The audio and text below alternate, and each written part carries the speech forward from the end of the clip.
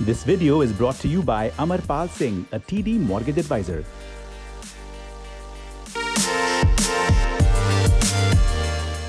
Hey everyone, today on Darpan we talk about the possibility of British Columbians heading to the polls as early as Halloween. It's a trick or a treat for the BC NDP.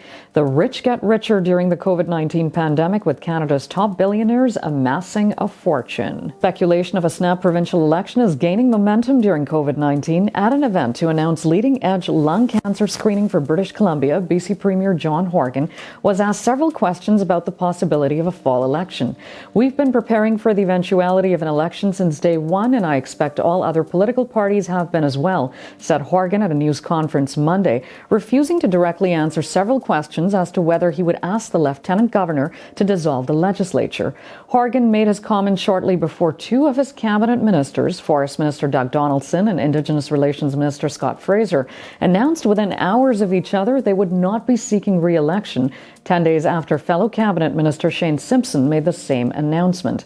Last month's polls show Premier Horgan's approval rating is higher than any premier in Canada, and that his party is well ahead of the second-place Liberals.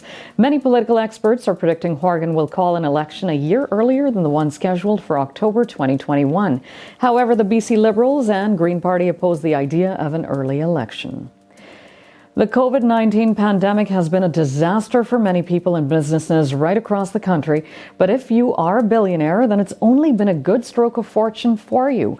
A new study says Canada's 20 richest people saw their fortunes grow by $37 billion during the pandemic, as low-wage workers were disproportionately hit by COVID-19 economic fallout.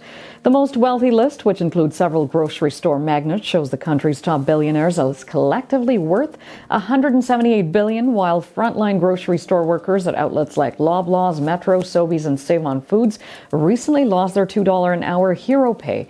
Overall, around 1.8 million Canadians have lost their jobs or seeing their hours reduced as a result of COVID-19, according to Labour Force survey data.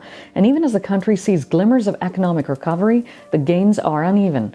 According to the study, billionaire wealth has bounced back and expanded by billions of dollars, while millions of Canadians struggle with the consequences of the pandemic. On the top 20 billionaires, Jim Pattison, who owns a chain of grocery stores in Western Canada, comes in at number 8. Follow us on Facebook, Instagram, Twitter, and YouTube. Like, share, and subscribe.